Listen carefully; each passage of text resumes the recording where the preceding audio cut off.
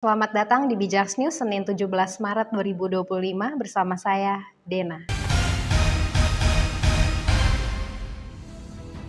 Informasi pertama, mantan Gubernur Lemhanas Andi Wijayanto menyoroti perubahan struktur organisasi di lingkungan kepresidenan, terutama terkait posisi Sekretaris Kabinet atau Seskap. Ia mengungkapkan bahwa jabatan Seskap yang sebelumnya ia pimpin kini telah berubah menjadi Sekretariat Dukungan Kabinet yang berada di bawah Menteri Sekretaris Negara. Meski demikian, terdapat kejanggalan dalam pelantikan Letkol Teddy Indrawijaya sebagai Seskap karena posisinya ditempatkan di bawah Sekretariat Militer Presiden bukan dalam struktur Sekretariat Dukungan Kabinet. Perubahan ini tidak pernah secara eksplisit dicantumkan dalam revisi Undang-Undang TNI yang terbaru, sehingga memunculkan pertanyaan mengenai dasar hukum dari kebijakan tersebut, ujarnya Minggu 16 Maret. Senada dengan Andi, pengamat politik dan militer Slamet Ginting menilai bahwa penempatan Seskap di bawah Sekretariat Militer Presiden bertentangan dengan hierarki hukum yang berlaku. Ia menegaskan bahwa peraturan presiden atau Perpres tidak bisa menggantikan atau mengubah ketentuan dalam undang-undang, terutama Undang-Undang TNI, bahwa Perpres yang menempatkan Seskap dalam struktur Sekretariat Militer Presiden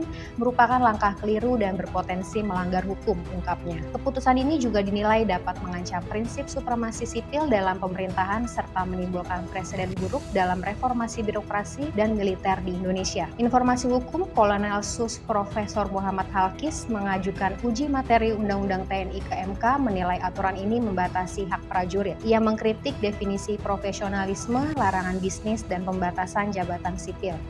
Jika dikabulkan, reformasi ini akan memperjelas profesionalisme dan hak prajurit. Senin 17 Maret. Informasi nasional, Panja Rancangan Undang-Undang TNI melanjutkan pembahasan revisi Undang-Undang TNI di DPR pada Senin 17 Maret dengan fokus pada supremasi sipil. Sebelumnya, rapat konsinyering digelar tertutup di Hotel Fairmont. Panja telah menyelesaikan 40% dari 92 dim. Selanjutnya, Deddy Corbuzier menegaskan rapat Panja revisi Undang-Undang TNI di Hotel Fairmont Jakarta tidak membahas dui fungsi TNI. Ia memastikan dui fungsi TNI telah dihapus dan tidak akan diterapkan dalam pemerintahan Prabowo Subianto Senin 17 Maret. Informasi luar negeri, Indonesia akan mengirim kapal tempur ke perayaan Hari Angkatan Laut Rusia di Saint Petersburg pada Juli 2025.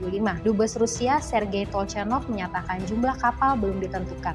Senin 17 Maret. Bijaks News mengucapkan selamat menunaikan ibadah Ramadan 1446 Hijriah. Sampai bertemu di informasi Bijaks berikutnya.